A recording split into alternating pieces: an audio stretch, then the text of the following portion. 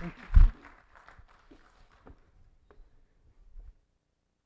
So, what is a disability? Before I get into that, before I answer that question, I have a few disclaimers.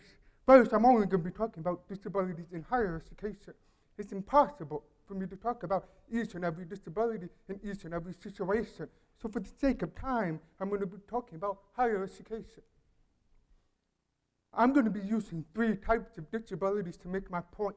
These disabilities are not more or less important than any other disability. They're just a frame of reference we can use to make my point. Despite what I say today, having a disability is a very real experience. For some people, it's a very traumatic experience, and for others, it's a very glorifying experience. And for a lot of other people, it's somewhere in between. So I'm going to get right into it. I'm going to try to get a common ground with all of us in this room by putting up some numbers. According to the WHO, not the rock and roll band, the World Health Organization says there are over 1 billion people on this planet living with a disability. The United States Census Bureau in 2010 says 1 in 5 Americans have a disability. The HEAD organization says 11% of undergraduates have a disability. Now, some of these numbers might seem very big to you or very small, but I have to say they're all wrong. They're fundamentally wrong. I come from the school of thought where I believe that each and every single one of us has a disability. Hear me out. We all have something we're trying to overcome. We all have something different about ourselves that we try to hide. We all have something that we're trying to compensate for. Another point, think of our bodies and our minds. They're very fragile.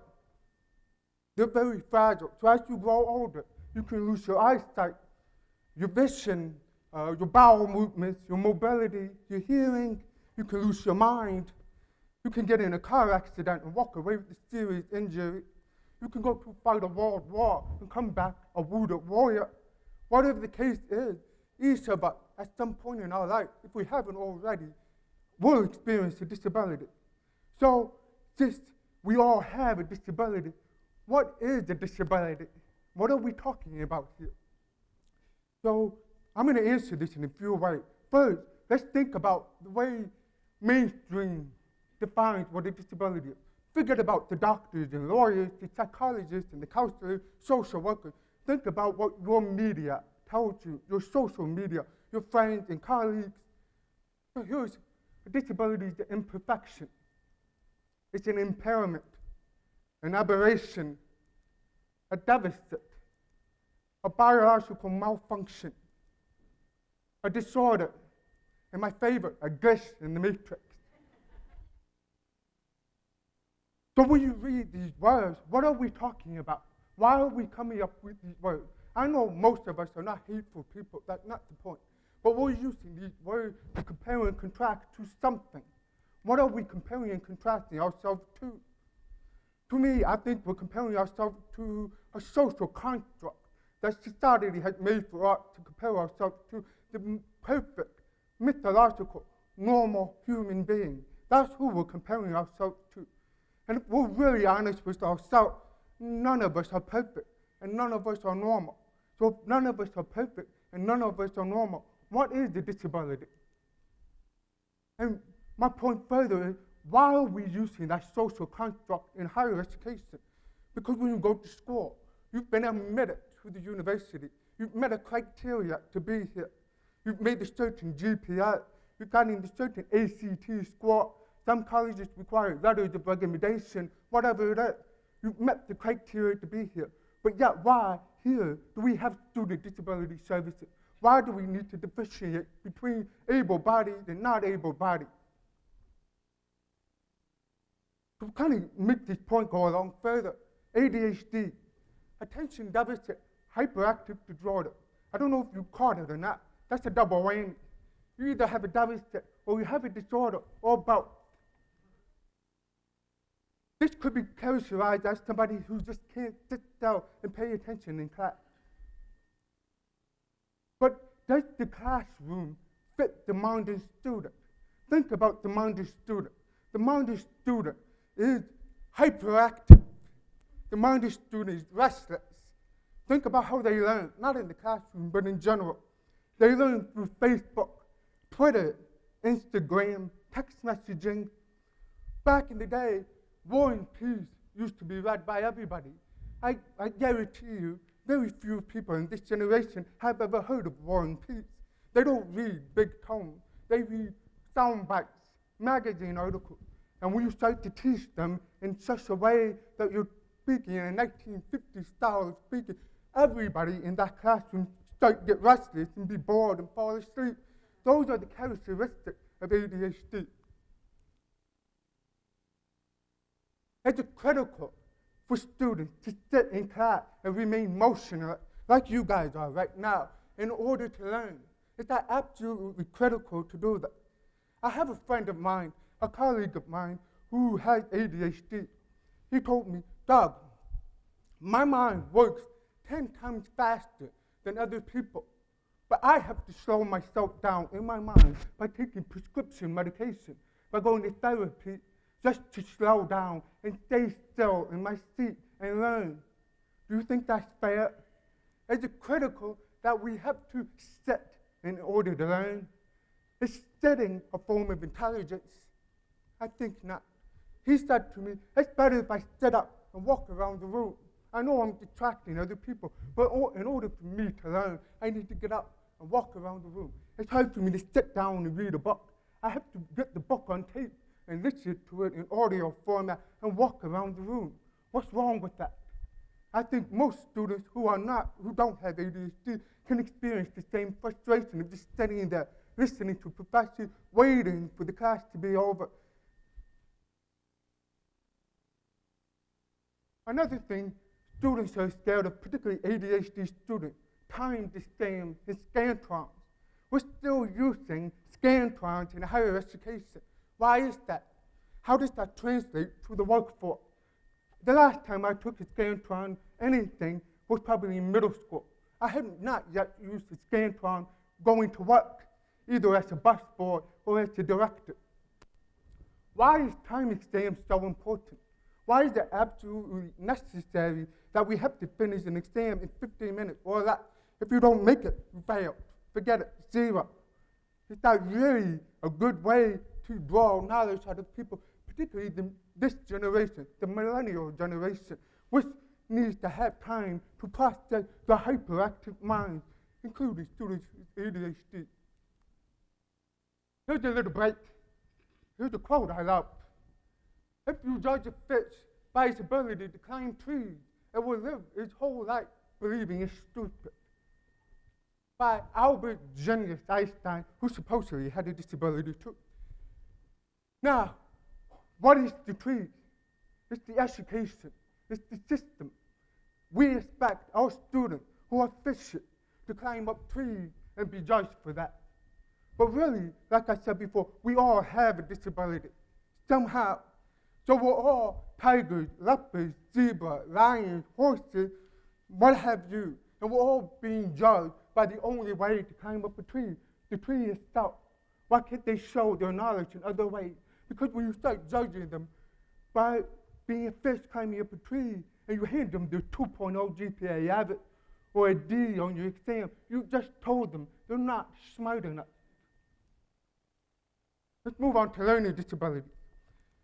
Learning disabilities involve neurological differences in the brain structure that impact the ability to store, process, and communicate information. You must have an above-average diagnosis, above-average intelligence to get a diagnosis of LD. Let me repeat that. You must have an above-average intelligence to get the diagnosis of an LD. So does that mean LD students are unable to learn? No, absolutely not. There are many, many, many ways to learn. When you have a learning disability, a particular neurological structure in your brain is closed up. It doesn't mean your brain dead. It means a particular neurological structure in your brain is closed up. There are other ways to learn and access knowledge. So in the classroom, it's fair for students with learning disabilities to only learn one way, and be able to tell you what they know another way. I want to ask this question because, again, I believe that each of us have a learning disability. Think about that. Each of us learn differently. We are not automation. We're not robots. We all learn, think, act, and feel differently. So, this will prove my point. Howard Gardner came up with the theory of multiple intelligence. He's not talking about people with disabilities. He's talking about the entire human race. Some of us are stronger visual learners. Some of us are stronger auditory learners, which is perfect for higher education, but not everybody's a strong auditory learner. Some of us are great musical learners.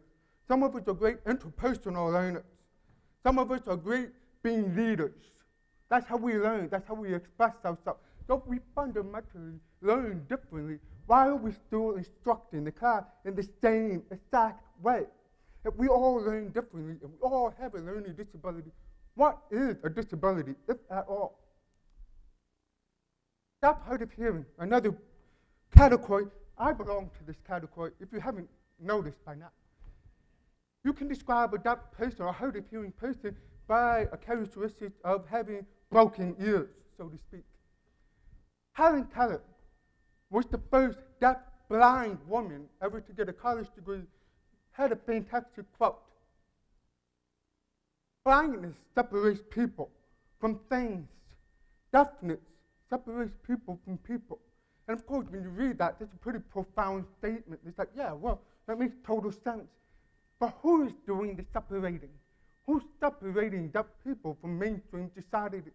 I guarantee you, the deaf person that they come out of the room and say, yes, I'm going to run away from mainstream America. I'm going to be a rebel. That's not true at all. But why do we separate? Why do we change the definition of deafness, make it blind people? Why are blind people separated from the mainstream?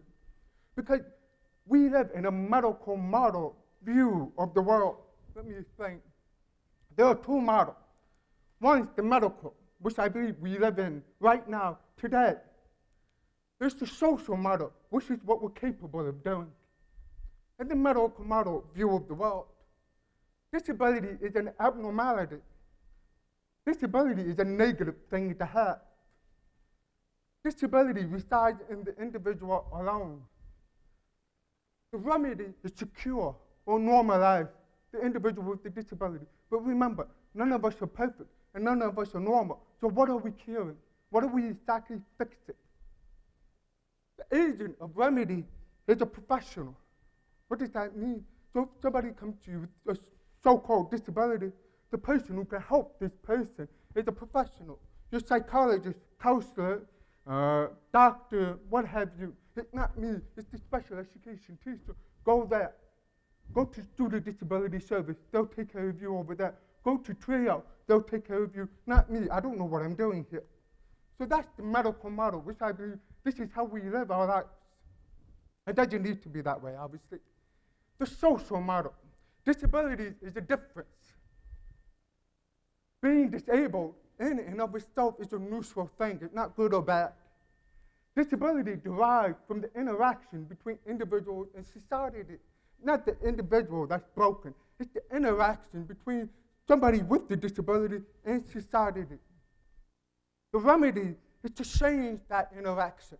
If it's not working, let's not try to cure the disability. Let's not try to give it prescription medication, cochlear implant. Let's find a way to change the way we interact with each other.